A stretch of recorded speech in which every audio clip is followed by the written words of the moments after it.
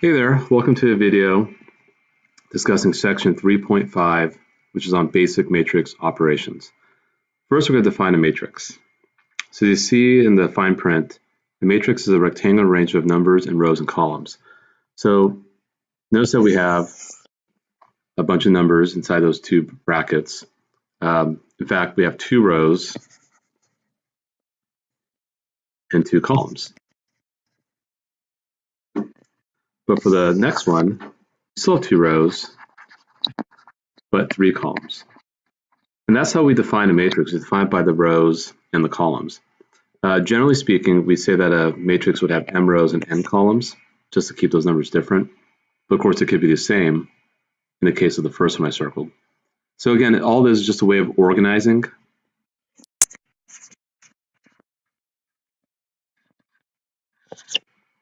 numbers and even variables. We put variables inside. It doesn't just have to be numbers. Usually we put numbers inside of them. The numbers inside are called the elements. So for example, the one off to the left, 3, 0, -5, -1, those are the elements of that matrix, and that's a 2 by 2 matrix. That's why we read it as a 2 by 2. Or the next one's a 2 by 3. This one's a 3 by 2. This one's a 3 by 4.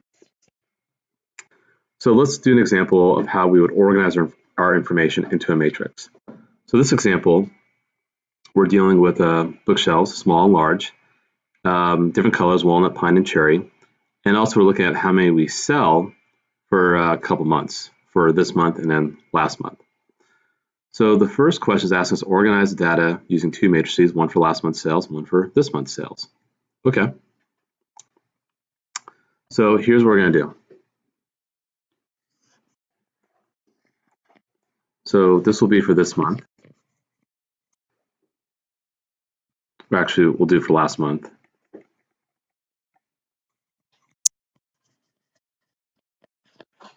And this one will be for this month. Now, how are we going to categorize our bookshelves? Definitely by size. So we'll say this row is going to be the small, this row will be the large. We'll do likewise for this month. And we're going to let the columns be the colors, walnut, pine, and cherry. Obviously, I'm using the first letters of each of those words, so label that. So for the small bookshelves, if we focus on the sales from last month, we have 95, 316, and 205. For large bookshelves, we have 114, 215, and 300. So that's all from last month's data. For this month's data, let me circle in blue. So small, 125, 278, 225, and then for the large, 100, 251, 270. Now you might be asking yourself, what's the point of doing this? Like, why is this important? It's going to be important because when we do start dealing with like problems of multiple variables, when I say multiple, not just 2, but 3 or 4 or 5 or 6 variables and lots of equations, it's going to be awfully hard to solve those kind of systems just by hand. You're going to want a way to organize information neatly and then use some sort of sophisticated techniques, which we will learn with matrices to help you solve for all these different variables. But right now we're going to start kind of basic because you need to understand how matrices work. But we are going to do some pretty advanced stuff with them down the road. And maybe after you finish this class, you'll do some other really cool stuff with matrices. But for now, we're just going to kind of just keep it simple. So I have the data here put into two matrices, one for last month's sales, one for this month's sales, categorize them by the size of the bookshelves and the color of the bookshelves. So now you're asked to find the average monthly sales for each type of bookshelf using the matrices. So if I want to find an average, obviously I add up all numbers divided by the number of numbers, right? So if I call this matrix A and I call this matrix B, clearly I'm just going to do A plus B divided by 2. And the way that's going to work is I'm going to add 95 to 125. So that's going to be all the small walnut bookshelves. Then I'm going to add 316, 278. And we add 205 to 225. And by the way, there is a way you can do this in the calculator.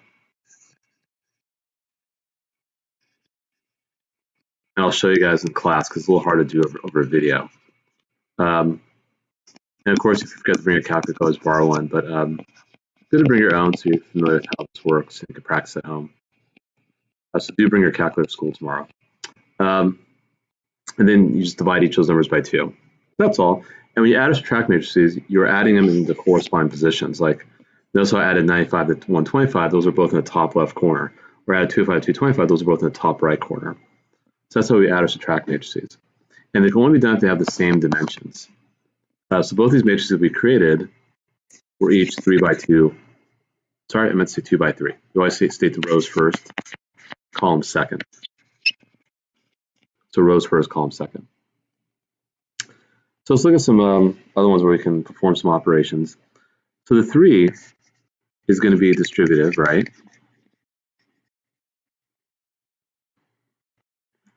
So it's going to be 12, -3, -9, and -15. We're going to add it to -2, -2, 0, 6. So I do that, I should get 10, -5, -9, and -9. Pretty easy, right? Here I want to do A plus B. So I'm adding both these matrices. So I should get 9, -1, -3, -1, -1, and 19. Here I want to do 3A minus 2B. So I'm going to distribute the 3 into A. That's 24, -3, 6, 9. And maybe you could pause the video and try it on your own and see if you get the same thing as I do. I'm going through this pretty quickly. -21 and 27. Make sure I didn't make any mistakes because I am human. Okay, then 2B, that's 2, 0, -10, -8, 12, and 20. Now subtract those, obviously.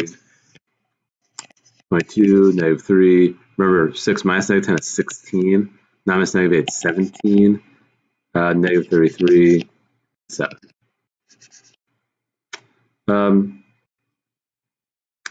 Solve the matrix equation for x and y. So I'm adding these two matrices. So obviously it's 5x plus 3, and 5, and 1, and -4 minus y. We have -7, 5, of course, there's a match. 1, there's a match. And -6. So clearly 5x plus 3 is going to have to equal 7. 5x is -10, x is -2. Or here, -4 minus y is equal to 6. Y equals -2, y is 2. Again, not really that hard. This will be our last example in the video, and then we'll practice these skills in the class when we meet again. So you have x. X is going to be a 2 by 2 matrix. That's being added to a -5, 0, 4, -3, and resulting in 7, -8, -3, 5. So really, you're just going to move the matrix on the left off to the right by subtracting both sides by the matrix that you see off to the left, the -5, 0, 4, -3 matrix.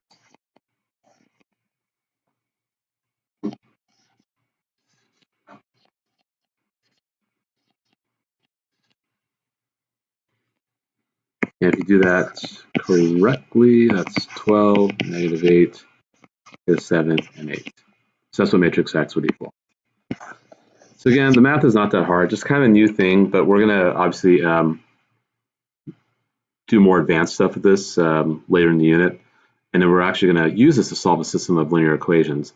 And you'll see why this is advantageous when we start dealing with like 3 equations, 3 variables. This will be a very nice technique to have. So yeah, that concludes the video. All right, I'll see you guys later. Bye.